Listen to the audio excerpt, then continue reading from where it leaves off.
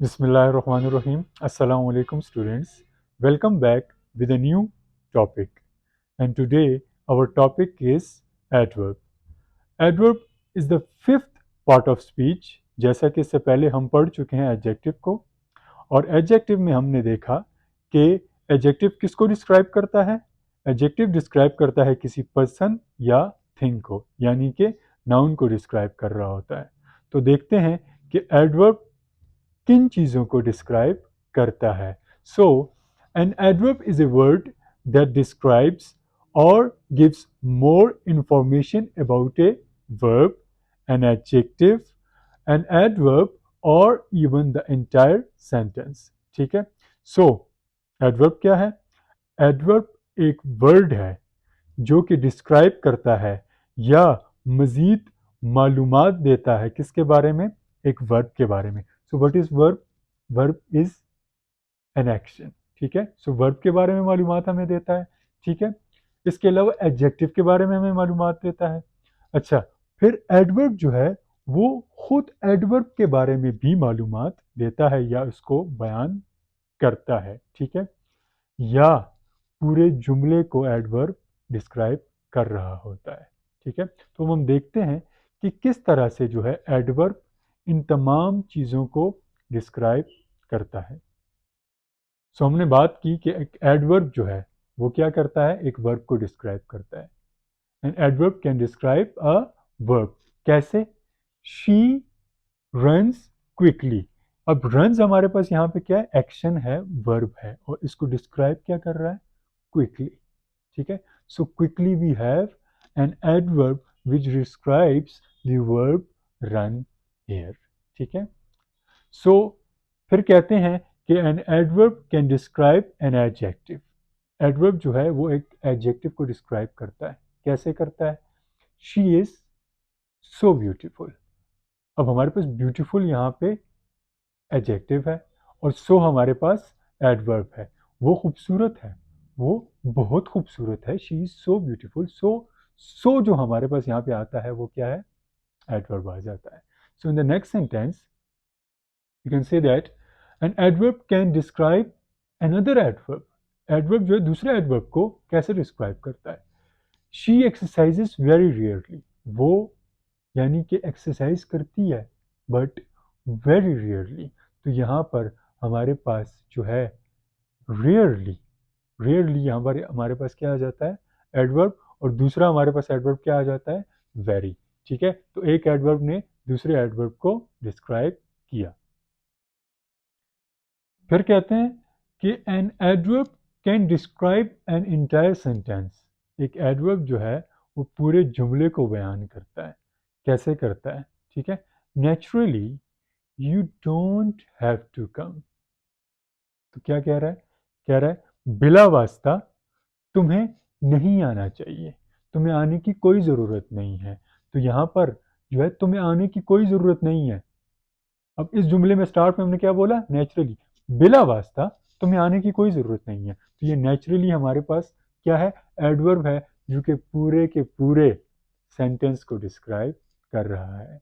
सो adverb जो है वो इस तरीके से वर्ब को, एडजेक्टिव को और एडवर्ब को और पूरे जुमले को डिस्क्राइब कर रहा होता है।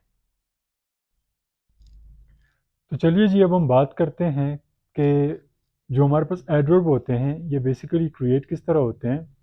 तो कहते हैं कि in many cases but not always adverbs have the following form. ठीक है। कहते हैं बहुत से केसेस में, लेकिन हमेशा नहीं, एडवर्ब जो है उसकी हमारे पास ये फॉर्म होती है। ठीक है। वो क्या होती है? एडजेक्टिव होता है प्लस ली, एल वाई ली, ये फॉर्मूला होता है।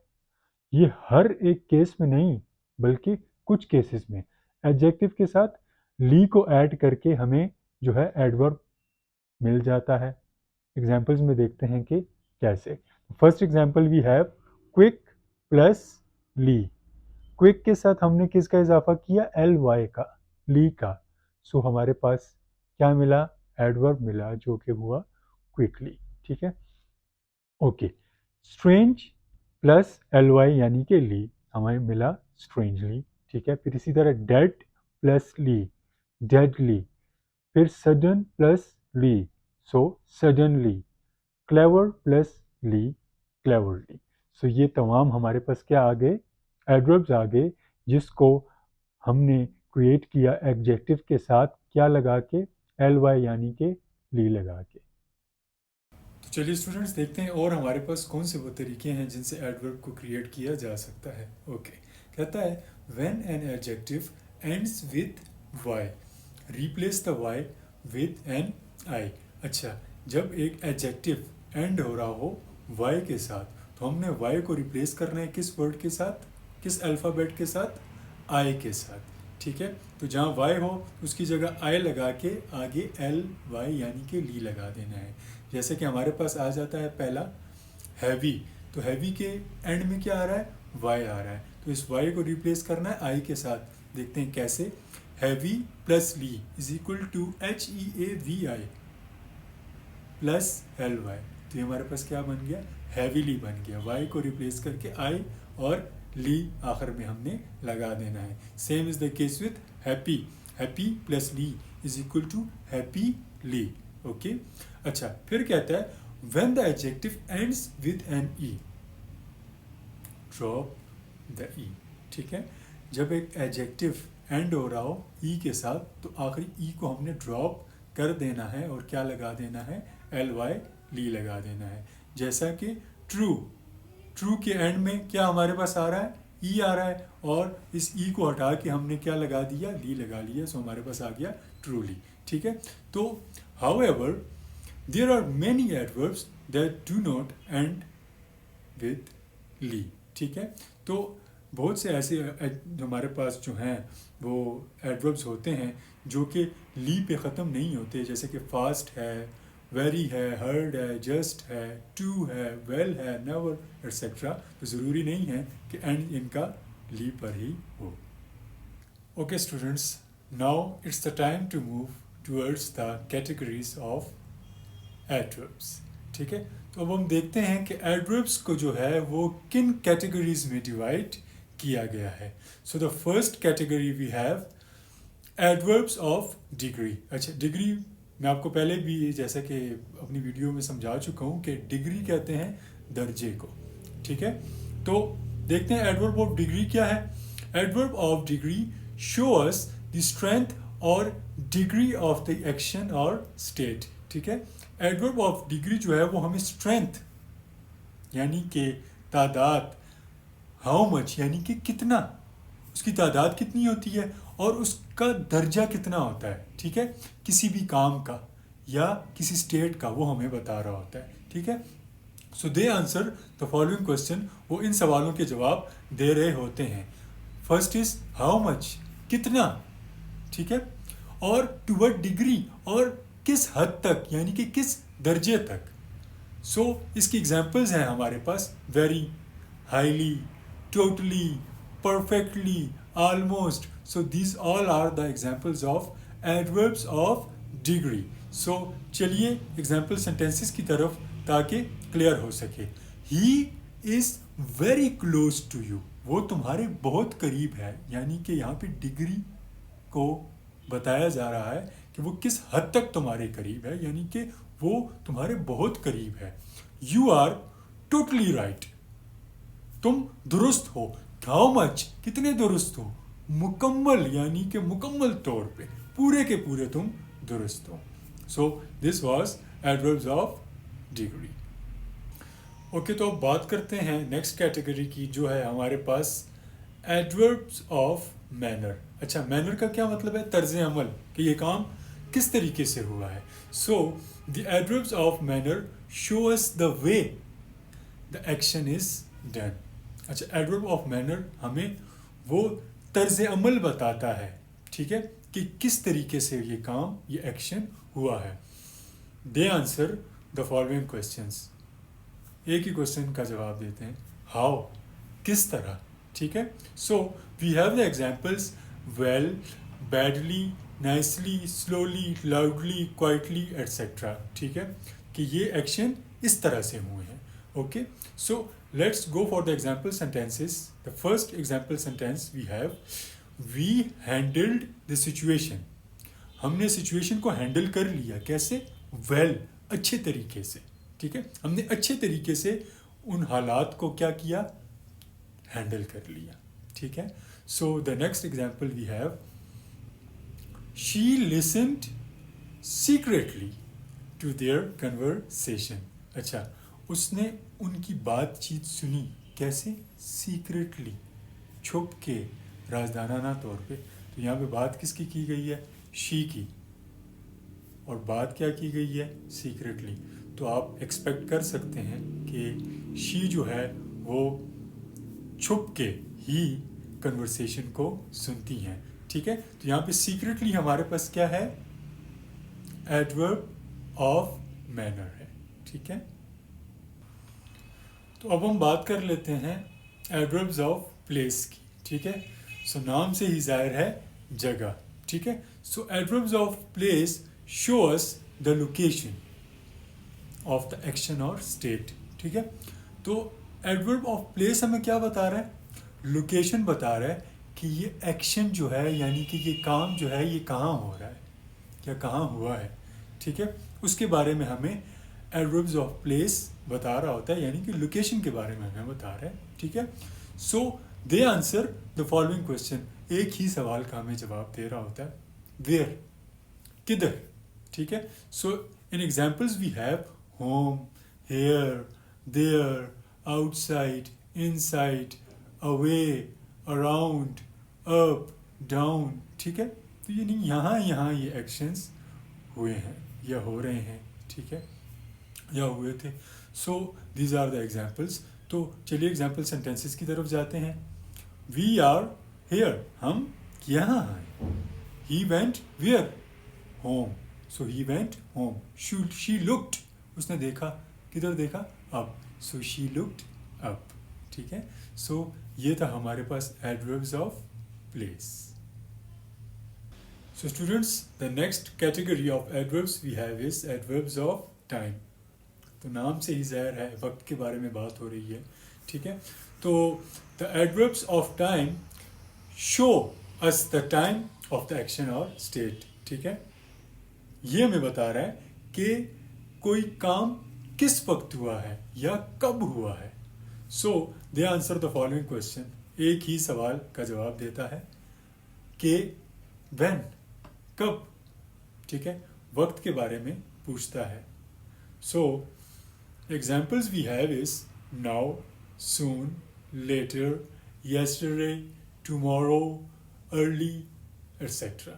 ठीक है. तो ये हमारे पास इसकी मिसालें थी कि ये काम, कोई भी काम कब हुआ, कब होना है, वगैरह वगैरह. ठीक है. So in example sentences we have, let's talk, चलो बात करें. कब बात करें? नाउ. Let's talk now, चलो अभी बात करें. So in the next example, I will do it, मैं इसको करूँगा. कब करूँगा? Later, बाद में करूँगा. So here, now and later, these both are adverbs of time. So ये हमारे पास क्या है जी? Adverbs of time है, जिसमें वक्त बताया जा रहा है किसी भी एक्शन और स्टेट का. तो नेक्स्ट कैटेगरी एडवर्ब्स की हमारे पास आती है एडवर्ब्स ऑफ फ्रीक्वेंसी. अच्छा, फ्रीक्वेंसी का क्या मतलब है? फ्रीक्वेंसी का मतलब ये है कि एक चीज़ कितनी दफ़ा होती है, यानी कि कितनी बार होती है. So adverbs of frequency show us the frequency of the action और स्टेट. तो एडवर्ब ऑफ फ्रीक्वेंसी जो है वो हमें ये बता रहा होता है कि किसी काम की फ्रीक्वेंसी क्या है, वो कितनी बार होता है, यानी कि या रोज़ होता है, या कभी कभार होता है, महीने में एक बार होता है. ठीक है. या कभी नहीं होता. So this is adverb of frequency. So they answer the following question. ये इस सवाल का जवाब देता है कि हाउ ऑफन, कितनी बार. ठीक है. So in examples we have always, never, sometimes, usually, occasionally, etcetera. यानी कि कभी कभार, हमेशा, कभी नहीं, वगैरह वगैरह, ये हमारे पास इसकी एग्जांपल्स हैं। I always brush my teeth after a meal, ठीक है। तो मैं अपने दांतों को ब्रश करता हूँ खाने के बाद। कब? हमेशा, ठीक है। हमेशा मैं खाने के बाद अपने दांत ब्रश करता हूँ, ठीक है। We sometimes meet and chat, हम मिलते हैं और चैट करते हैं। कब? कभी कभार। So we sometimes meet and chat. So ये था हमारे पास adverbs of frequency. Okay students, the next category of adverb is adverb of duration. So what is duration? Duration का मतलब होता है दौरानिया, ठीक है। So adverb of duration show us the length of the action or state. तो adverb of duration हमें जो है वो दौरानिया के बारे में बता रहा होता है, किसी भी एक्शन का, ठीक है। किसी काम के दौरानिया के बारे में हमें adverb of ड्यूरेशन बताता है, ठीक है। So they answer the following question for how long, यानी कि कब तक ये काम हुआ था, होगा या हो रहा है, ठीक है। So an examples we have forever, constantly, temporarily, briefly, यानी कि हमेशा, मुसलसल, आर्जी तौर पर या मुख्तसर, ठीक है। So in example sentences, the first sentence we have he is working there, वो वहाँ काम कर रहा है। टेम्परेरीली, वो वहाँ काम कर रहा है आर्जी तौर पर, ठीक है। तो उसको दौरानिया क्या है? आर्जी है, ठीक है। सो वी स्पोक, हमने बात की या हम बोले एक दूसरे के साथ। कब? मुख्तसर, कितना बोले? दौरानिया उसका क्या था? मुख्तसर था। So we spoke briefly. So it was adverb of duration. The last category of adverbs we have is adverbs of probability, ठीक है। So probability का मतलब होता है chances. So the adverbs of probability show us the chances for the action or state to happen. अच्छा, तो adverbs of probability हमें क्या बता रहे होते हैं? चांसेस, तवक्कुआत बता रहे होते हैं किसी भी एक्शन और स्टेट के होने के, ठीक है। So they answer the following question, how often, यानी कि कितनी तवक्को है। So we have certain a few examples. The first example is certainly, second maybe, possibly, ठीक है, surely, probably, etcetera. So these all are examples of adverbs of probability. चलिए example sentences की तरफ जाते हैं ताकि ये कॉन्सेप्ट हमारा क्लियर हो जाए। She will certainly forget about it, ठीक है। तो वो यकीनन इस बारे में भूल जाएगी। सर्टेनली, यकीनन, कितनी तवक्को है? यकीन है, तो वो यकीनन इस बारे में भूल जाएगी। Maybe we will come after dinner, ठीक है, हम जो है खाने के बाद वापस आ जाएंगे। मे बी, शायद, तवक्को इस चीज़ की कितनी है? इस एक्शन की वापस आने की तवक्को कितनी है? शायद कि हम खाने के बाद वापस आ जाएं। सो ये था हमारे पास एडवर्ब्स ऑफ प्रोबेबिलिटी। तो उम्मीद है कि पार्ट ऑफ स्पीच एडवर्ब आपको समझ आ गई होगी। So next 3 parts of speech जो है वो हम कल के लेक्चर में तीनों को कवर करने की इंशाल्लाह ताला कोशिश करेंगे। सो स्टूडेंट्स, उम्मीद करता हूँ कि आप लोग अंडरस्टैंड कर रहे होंगे। तो कोई भी आपका क्वेश्चन हो, मैं ऑलरेडी आपको कह चुका हूँ कि you can ask me in the comment section and I will surely answer to you people.